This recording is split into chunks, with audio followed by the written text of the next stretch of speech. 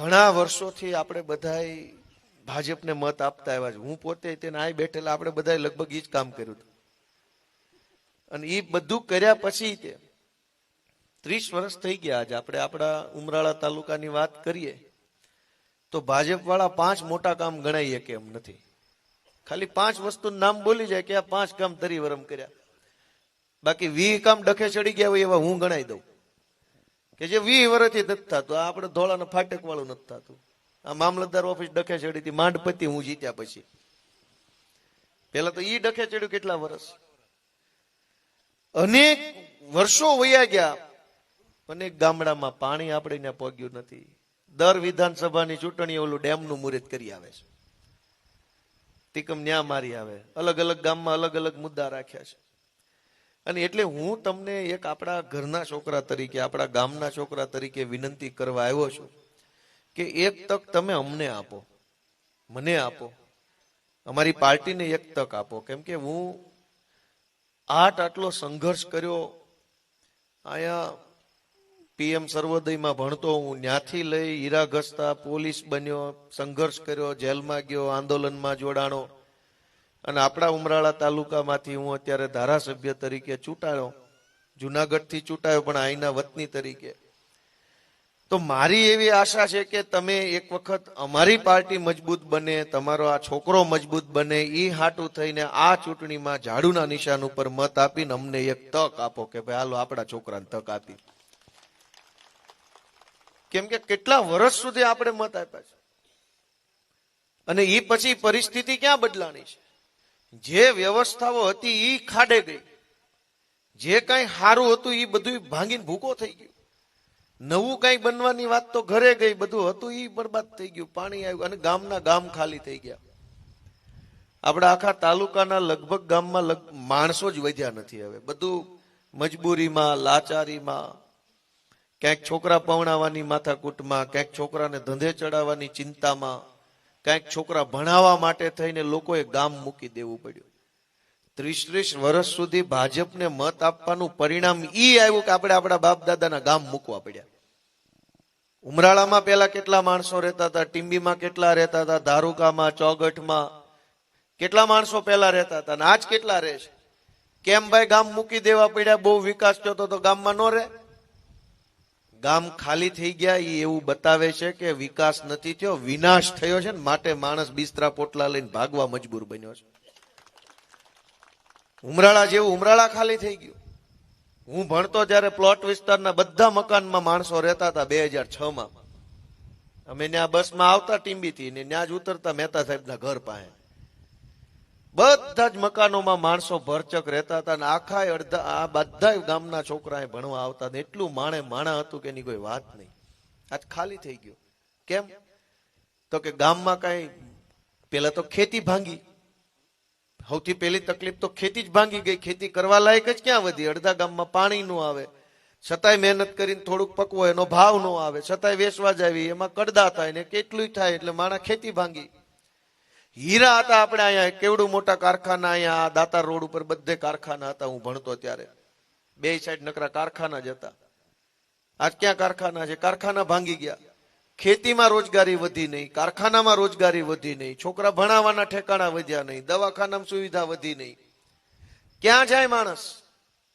મજબૂરીમાં બાપ દાદાનું ગામ મૂકીને, બાપ દાદાની મોટી સીમ મૂકીને, મોટા ફળિયાવાળા મકાન મૂકીને લોકો હાંકડી ખોલીઓમાં રહેવા મજબૂર બન્યા છે. અને એને આ ભાજપ વાળા વિકાસ કહે છે. બાકી વિકાસ કોનો થયો છે એ અમારા ગામમાં, ધોળામાં બધાને ખબર છે કોનો થયો છે. ભાજપમાં જેટલા જોડાણેલા છે એનો એકલાનો વિકાસ થયો છે. બાકી પબ્લિકનો તો આમાં વિનાશ જ થયો છે. કોઈનો કઈ વિકાસ નથી થયો. અને એટલે હું એવી ટૂંકી વિનંતી, કેમ કે લાંબી વાત કરવાનું ટાણું નથી રહ્યું, બહુ જાજા વાગી ગયા છે.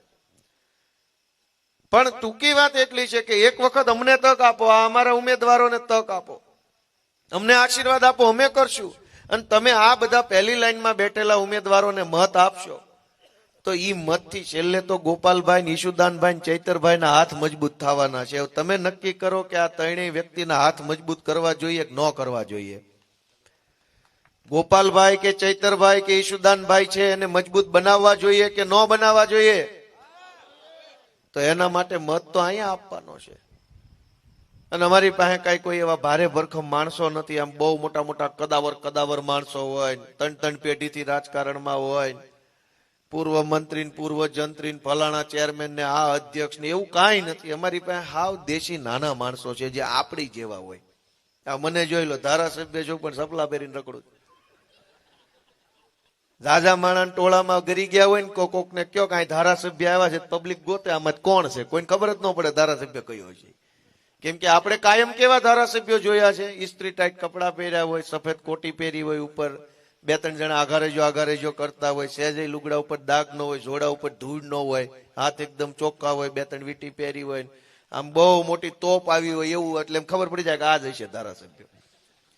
મારી જેવો હોય એવું તો કોઈ સપનું ન હોય ને કે આવો હોય. એમ હવે આમાં ટોળામાં ભળી જાવ, નજાણ્યો માણ આવે કઈ ધારાસભ્ય બેઠા છે તો કેમ નક્કી કરશે કયો હશે? અમે તો એવા સીધા માણસો છે. અમે અમારા હોદ્દાનું અભિમાન નથી કરતા.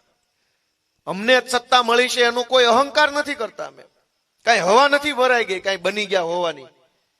અમને તો જે જવાબદારી વિસાવદર ભેસાણની જનતાએ મૂકીને એના ભારથી અમે વિનમ્ર બન્યા છીએ, સરળ બન્યા, વધુ સહજ બન્યા, વધુ અમે લોકોની નજીક જવાની કોશિશ કરીએ. અને ભાજપના જ નેતાઓ આપણા આ આખા વિસ્તારમાં છે એ કેવા છે, તમે એની પડખે ન જઈ શકો, તમે એને વાત ન કરી શકો, તમે એને રજૂઆત ન કરી શકો. ફેસબુક પર કોમેન્ટ કરો તો હામાં ચોટે કે કેમ કોમેન્ટ કરી, મજા નહીં આવે હો. પણ મજા નથી આવતી એટલે હામી કોમેન્ટ કરી. મજા આવતી ત્યાં સુધી નહોતી તમારામાં કરી, નથી હવે મજા આવતી એટલે આપમાં કોમેન્ટો કરી તો કે નહીં મજા આવે. 30 વર્ષ સુધી મજા તમે એકલાય લઈ લીધી, હવે અમને ક્યાંથી મજા આવે? દોસ્તો, આ બદલાવ લાવવાનો સમય આવી ગયો છે. મારે તો ઘણું કહેવું છે પણ હવે આ ઘડિયાળ મને ના પાડ્યા કરે, હાથમાં ત્રુજારી આવે છે અહીંયા. ના કહેશું પછી પાછું. હવે તમે અમારા કનુ મામા ને અમારા બધા ઉમેદવારો ક્યાં ગયા, બધાના નામ મળદાનો, ધીરુભાઈ ને બધાને જીતાડશો. રઘુભા છે અમારા દરબાર, જો કેટલા મજબૂત માણસ છે. અમે ચૂંટણીમાં ઉભા રહીએ. હું નવો રાજકારણમાં આવ્યો તો ગઈ ચૂંટણીએ 2021માં તો અમને શરમાવા આવે કે આ તો આપણા સમાજનું છે ને તમે ક્યાં હામાં ઉભા છો ને આમાં આપણે હામું ન ઉભું રહેવાય. કેમ ભાઈ, તમે 30 વર્ષથી બધું ખાઈ પીને ધુબાકા માર્યા ત્યાં સુધી અમને પૂછવા નહોતા આવ્યા સમાજમાં અમે છીએ. આપણે ઉભા રહે, આમ આદમી પાર્ટીમાંથી ઉભા રહે તો શરમાવા આવે. આપણા સમાજનું છે, ન ઉભું રહેવાય. તો તમારે જ બધે ઉભું રહેવું, અમારે કઈ નહીં ઉભું રહેવાનું. માંડ આમ આદમી પાર્ટી અમને સ્ટેજ ઉપર બેહાર્યા, પહેલી લાઈનમાં બેહાર્યા, માઇક આપ્યું, એમાંય તમને તકલીફ. તમને 30 વર્ષ તમારી પાર્ટીએ કઈ હુંગાડ્યું છે, તમને કઈ બતાવ્યું? અમારી પાર્ટી છે એ નાના માણસોને આગળ લઈ આવે છે. અમારી આમ આદમી પાર્ટી છે એ ગરીબ ઘરના છોકરાને, સામાન્ય ઘરના છોકરાને, ગામડાના વ્યક્તિને ઉપર લઈ આવવાનું કામ કરે છે. આજે બપોરે હું હતો સાવરકુંડલામાં. એક 22 વર્ષની દીકરી છે કોળી સમાજની, એ અમારી ઉમેદવાર બની છે. મેં સામે આલીને એમ કીધું કે લે માઇક ને તું બોલ. ઘડીક તો એનો હાથ ધ્રુજ્યા, ઘડીક તો ન બોલી શકી, ઘડીક સંકોચ થયો બોલવું હું, પણ બોલી 5 મિનિટ. પણ એટલું સરસ બોલી. રાજુભાઈ સોલંકી બેઠા હતા, એને એને હું પૂરી પાડી કે ભાઈ દીકરી બોલ તમ તાર, હું અહીં ઉભો છું. એને એમ કીધું આવી જાવ અહીં ઉપર બી આવો. એને એમ કીધું કે જિંદગીમાં પહેલી વખત કે અવડા મોટા નેતાની પડખે ઉભું રહેવા મળ્યું, આ માઇક મળ્યું, આ બોલવા દે છે, તો હું મારા સમાજને વિનંતી કરું છું કે મને કઈક ટેકો આપો તો મારે આગળ વધવું છે. આ ઉપર વહી આવો ભાઈઓ, ઉપર વહી આવો. ઉભા રહ્યો, તમે તારે ઉભા રહ્યો, શીખો, ટ્રેનિંગ લઈ લો. આપણે સ્ટેજ ઉપર જ રહેવાનું છે, બહુ હેઠે રહ્યા. વહી આવો, મારે પડખે ઉભા રહી જાવ. આંકર વહી આવો, વહી આવો.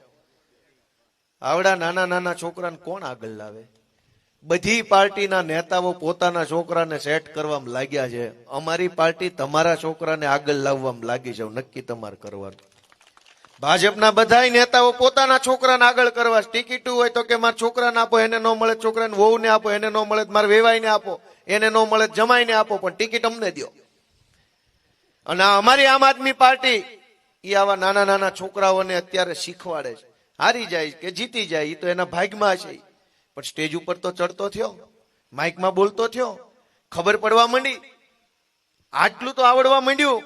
કાલ સવારે જનતા માટે લડશે, મામલતદાર ઓફિસમાં જશે, તાલુકા પંચાયતમાં જશે, બેંકમાં જશે, પોલીસ સ્ટેશનમાં જશે, બોલતા થશે.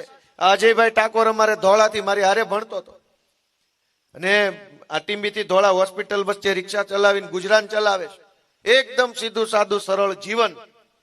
આમ આદમી પાર્ટીમાં જોડાયા પછી એવો હજળબમ થઈ ગયો છે ને કે હવે કોઈ એને ફેર નથી કહી શકે એમ, એટલો મજબૂત માણસ બની ગયો. આ લોકો ઘડાઈ જશે. મને પોતાને યાદ છે, જયારે હું નવો નોકરીમાં ફોર્મ ભરતો હતો ત્યારે જૂની મામલતદાર ઓફિસ હતી, ત્યાં આપણે ડોમિસાઇલ સર્ટિફિકેટ કઢાવવા જવું પડે અને પોલીસ સ્ટેશને ચારિત્ર્યનું સર્ટિફિકેટ કઢાવવું પડે. જૂનું પોલીસ સ્ટેશન, ઉભા રહ્યો તમતા શર્મામાં, પોલીસ સ્ટેશને ચારિત્ર્યનું સર્ટિફિકેટ કઢાવવું પડે. જૂનું પોલીસ સ્ટેશન હતું ઓલું નળિયા વાળું. એટલી બીક લાગે આપણને કે આ શું કહી દે છે. એ જમાનામાં તો અત્યારની જેટલા હેન્ડસમ પોલીસ વાળા નહોતા, એ વખતે બધા મૂછું વાળા જ આવતા, વળ સડાવેલી મૂછું. આપણને એમના મરથી બીક. અત્યારે બધા રૂપાળા આવે છે, ક્લીન છે. મારી ઉંમરના છે એટલે પેલા જૂના જમાનાના અંગ્રેજો કે જમાના કે જેલર એની જેવા હતા. એટલી બધી બીક લાગે આપણને. એમ થાય શું કહી દે સાહેબ મારે દાખલો કઢાવવાનો છે, એમ કે કાલ આવજે. એટલે આપણે સાહેબ મારે 30 તારીખે આપવાનો છે, દઈ દો ને સાહેબ તમારે. કીધું ને કાલ આવજે. આપણને એમ થાય કેમ કેવું. એટલી બધી બીક લાગે. પોલીસ સ્ટેશન નો જઈ શકીએ, મામલતદારમાં નો જઈ શકીએ, એનથી ઉપરનું તો વાત જ ન કરાય આખી જિંદગી સુધી, કેમ કે અહીંયા જ આપણું બોર્ડ પૂરું થઈ જતું હોય. ભલું થાય આમ આદમી પાર્ટીનું, ભલું થાય અરવિંદ કેજરીવાલનું. મારી જેવા સામાન્ય માણસને ધારાસભ્ય બનાવ્યો અને મામલતદારો પીએસઆઈ થી બીત હતો એને આખા ગૃહમંત્રીને હલ બલાવી નાખે એવો બનાવ્યો. આખી સરકાર ધણાવી નાખીએ. આખા ગુજરાતમાં ભાજપમાં કોઈ માયનો લાલ નથી જે ગોપાલભાઈ ફેર કહીએ કે કોણે બનાવ્યો આવો? અરવિંદ કેજરીવાલે ને આમ આદમી પાર્ટીએ. કાલ આ છોકરાય બનશે, આ છોકરોય બનશે ને આ છોકરાય બનશે. તમે બધાય મને કહો કે ભાઈ આ છોકરા આપણા નેતા બનવા જોઈએ કે ન બનવા જોઈએ, કે અત્યારે જે છે એના ઈ જ રહેવા જોઈએ? નવા છોકરા બનવા જોઈએ, આપણા છોકરા બનવા જોઈએ, પોતાના બનવા જોઈએ, તો પોતાના કામમાં આવશે. હું આજ જનતાના આશીર્વાદથી ચૂંટાયો છું, માટે જનતા માટે લડી શકું છું. ગુંડાઓએ મને જીતાડ્યો હોત તો હું જનતા માટે ન બોલી શકું, ખાલી ગુંડાને તકલીફ પડે તો જ બોલી શકું. આપણા છોકરા આગળ આવે, નવા છોકરા આગળ આવે, ભણેલા ગણેલા છોકરા આગળ આવે, એવું જો તમે ઈચ્છતા હોવ તો ભલે તમારા વિસ્તારમાં અમારો ઉમેદવાર હારી જાય એમ હોય ને તોય મત એને દેજો, જેથી કરીને એનો ઉત્સાહ આવતી ચૂંટણી સુધી જળવાયેલો રહે. ઝાઝા મત મળ્યા છે તો આવતી વખતે ઘટે છે એ પૂરા થઈ જાય. હાવ ખરાબ રીતે એને ઓછા મત ન મળવા જોઈએ. ઘણી સીટ એવી હોય કે આપણો માણસ હારતો હોય, પણ હાવ 10 મત મળે ને તો જિંદગી ભરી પાછો ન વળે, અને ખાલી 10 મતે હારે ને તો આવતી ચૂંટણી સુધી દોડ્યા કરે કે આવતી ચૂંટણીએ તો 10 વધુ મળી જાય. પણ નવા મિત્રો, નવા માણસો, નવા યુવાનો, નવા વ્યક્તિઓ રાજનીતિમાં આવતા રહે, ભણેલા છોકરા આવતા રહે, આગળ વધતા રહે. એના માટે થઈને આમ આદમી પાર્ટીનો દરવાજો ખુલ્લો રાખવાની જવાબદારી તમારા બધાની છે. તમે હાવણો દબાવતા રહેશો ત્યાં સુધી આ પાર્ટીની અંદર સારા સારા જુવાનિયા આવતા રહેશે, નેતૃત્વ કરતા રહેશે. ક્યાંકથી ચૈતર વસાવા આવ્યા, ક્યાંકથી હું આવ્યો, ક્યાંકથી ઈશુદાન આવ્યા, ક્યાંકથી બ્રિજરાજ સોલંકી આવ્યો, ક્યાંકથી પ્રવીણ રામ આવ્યો. ક્યાંથી આવ્યા? બધા હતા તો સમાજમાં જ, પણ ભાજપે આગળ ન આવવા દીધા, કોંગ્રેસે આગળ ન આવવા દીધા, એને આગળ લઈ આવ્યા અરવિંદ કેજરીવાલની આમ આદમી પાર્ટી. હજુય સમાજમાં અનેક હારા યુવાનો છે, એને કોણ આગળ લાવશે? એને તમારા મતથી બનેલી આમ આદમી પાર્ટી આગળ લઈ આવશે. એવા વિશ્વાસ સાથે આ ચૂંટણીમાં તાલુકા પંચાયત, જિલ્લા પંચાયતના બધાય અમારા ઉમેદવારોને બીજું કશું જ વિચાર્યા વગર ગોપાલભાઈ આપણો દીકરો છે એમ માનીને જો હાવણો દબાવશો ને તો આપણા તાલુકાનું ઘણું સારું થઈ શકે એવી ક્ષમતા આપણા તાલુકાના લોકોમાં છે. દોસ્તો, આપ સૌ અહીંયા આટલી મોડી રાત સુધી બેઠા એ બદલ હું સૌનો ખૂબ